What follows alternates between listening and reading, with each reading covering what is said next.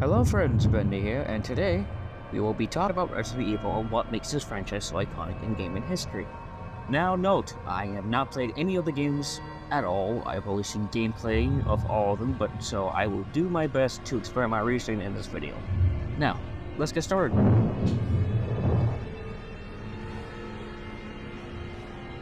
For my understanding, the game follows a concept of what would happen if a virus went out of control.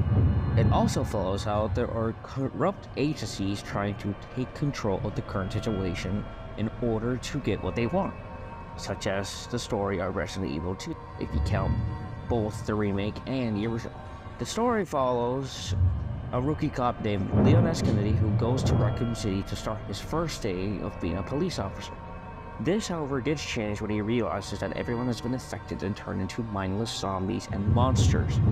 Now, he goes on a mission to find out what has happened to the city and to everyone that has been affected around it.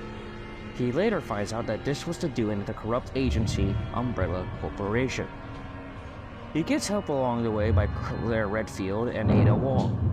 Claire goes on her own to find her brother, Chris Redfield, and Ada is shot and is thought to be dead at the end of the game.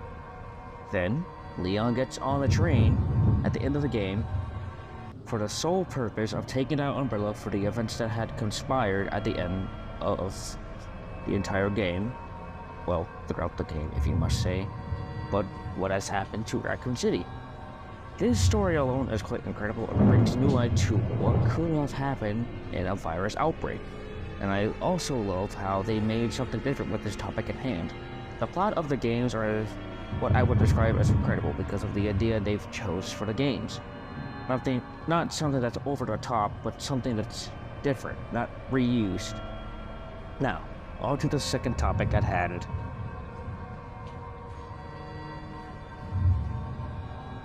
The atmosphere and scenery for the games are some, if not the most memorable in horror games. The games follow the concept of everything in chaos and then relentless zombies everywhere. Places like Raccoon City and RPD are some of the places that make this area iconic. So, the atmosphere and feeling of being placed in a destroyed city and in an environment that feels unsafe is absolutely incredible. And it's something that some games can't replicate because of how different the environment is to anything else they've ever been made in this current era. Most days, people try too hard to make the environment. They try to make places like destroyed cities look gruesome, and they just try too much and just add too much detail, like too much blood or body parts or fire everywhere. Many also don't even try, just copy and paste.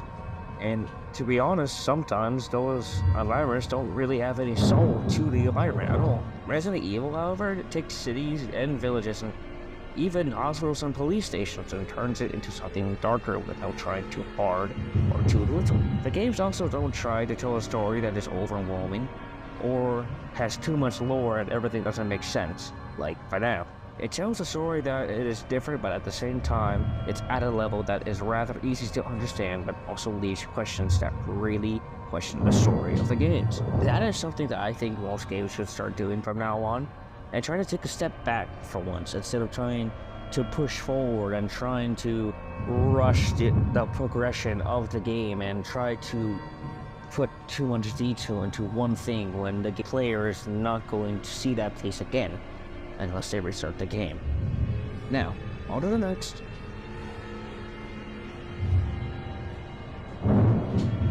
Now, character development. Now, I am gonna say this, I think that the character development in the franchise is quite controversial. The reason I say this is due to the fact that, well, there are some ups and downs with the series. However, one of those downs is the character development in the Resident Evil 3 remake. Most notably is, well, Jill Valentine and Nemesis. Many have felt that, well, she just feels too corny and makes such bad one-liners. Not to mention, many felt as if that's not even the same character as it was from the original. I went to see if this was true, and unfortunately, I was corrected. Another bad thing from that remake was the villain, or the tyrant of Nemesis. Many feel as if he has been... I really don't know how much about that topic is for Nemesis, but for many, from what I've researched so far, that's what they have all said. And I'm gonna be honest, when I look at the character, I was just thinking, oh, he's decent, but then I look at the original, I'm like, oh, well then, that's a big disappointment. Now, the character development for other characters such as Leon, Claire, Chris, Wesker, or even Ada is quite interesting. Chris and Leon may become more cold due to their experiences out in the field. Well, I think Chris because of, well, in Resident Evil, I think it's in Resident Evil Village, I believe, I'm not too sure. But anyways, for Chris and Leon, it's when they see, or they think they see, their friends or loved ones die in front of them, or betray them. For example, Leon started to fall for Ada, but after facing the truth about Ada's true role in the second game, he felt as if he's been helping the enemy the whole time. Then, seeing her get shot and fall to her demise is something that no one should experience. Chris has a similar experience, but not by much. When he and his partner Jill were facing Albert Wesker, Wesker got the upper hand on Chris and was about to kill him. This, however, changed when Jill charged at Wesker and both of them fell out of the window, and to what Chris thought was her demise.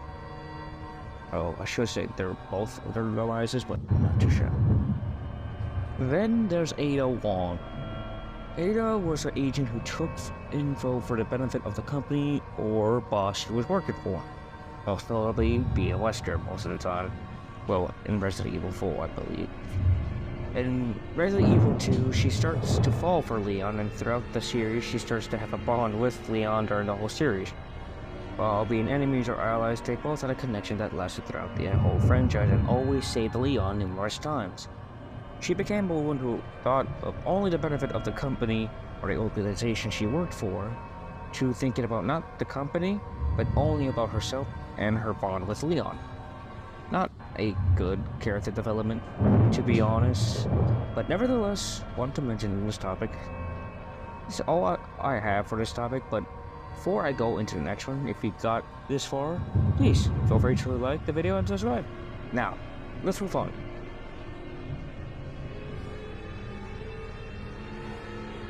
The music in this franchise is some, if not the most unique pieces of music I've ever heard in any horror game series ever made.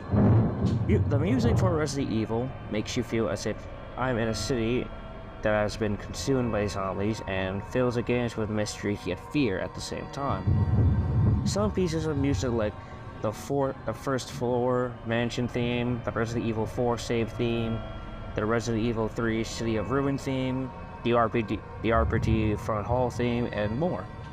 There's so much music in this franchise, I don't even know if there's any other horror game with this amount of music out there with this, and it's quite interesting to see.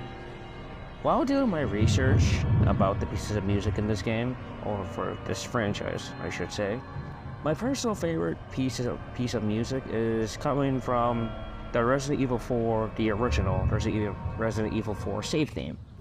This piece of music is different from any piece of music I have ever listened to in any video game. This theme feels upbeat, but there's a deeper creepiness to this theme at the same time. As if it's reminding you that you may be safe inside this room, but when you're out of that room, you know you're no longer safe from the evils you fight and run from. It's like the theme is telling you that you can't stay in there forever. Now, I can talk about music from video games all day, but for now, it's time to the next topic at hand.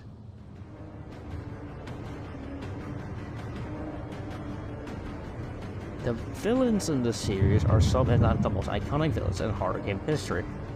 Villains like Nemesis and Mr. X are two of the iconic villains in this franchise so far. Other villains like Mother Miranda, the Baker family, and Lady Dimitri are good too, but none of them compare to Nemesis and Mr. X. Now, some may say that those two are the best in this franchise, however, there is one villain in this franchise that makes the Resident Evil so memorable. That villain being Albert Wesker. Wesker was there from the very beginning, unlike the rest of the other characters. He was the one that sent Ada on the mission to end to the village of Resident Evil 4.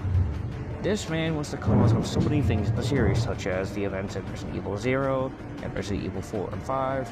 He was also the cause of the making of the T-virus and the G-virus and the making of STARS and the Ouroboros virus. He may have fallen in Resident Evil 5, however, he is an incredible villain and one, if not the most smartest villains to be made in horror. He is also one of the most recognizable villains in the series to join Nemesis as iconic villains, due to, well, Nemesis and Wesker appearing in Dead by Daylight. Not to mention the iconic lines such as this one. 7 minutes. 7 minutes is all I can spare to play with you. This one is, if not the most recognizable lines from Wesker, and it's one of my personal favorites. It shows how cocky and arrogant Wesker is, but at the same time, it shows how much confidence he has with his own power. Now, I will say this, Wesker may not be the best villain out there in horror games, but he is certainly one, if not the most iconic villains out there. Now, on to the last topic at hand.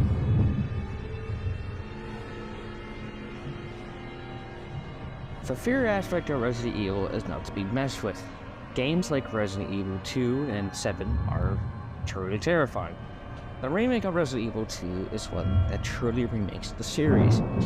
From the environment, the scare factor, and the tension bring this remake as a true successor to the original. Not to mention, the random appearances of Mr. X just make the game 10 times more terrifying. Then there's Resident Evil 7. This game is the definition of true terror. This game changed the series and went back to the roots of what the franchise once was, just horror. But the villains, the Baker family, the Bakers were just pure chaos and pure creepiness. From the father randomly showing up like Mr. X, the disgusting look and design and power of the mother, and the terrifying creatures and creations of the son. Then, if it wasn't bad enough, we had the random monsters that would just appear out of nowhere as you went through the lower levels of the house. Then there was Evelyn. This child just broke the mold of the game, excuse me, and changed what horror could be.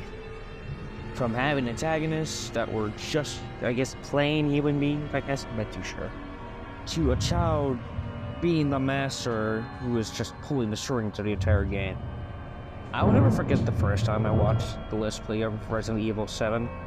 This game was nothing I've ever experienced in horror. From seeing Mia crawling on the stairs, to seeing the father just randomly appear throughout the house as you're trying to unlock a gun or something. This game was something else, and I absolutely adored and love it. Now, that's all for me for now. Hope you enjoyed the video. If you want more content like this, feel free and subscribe to the channel.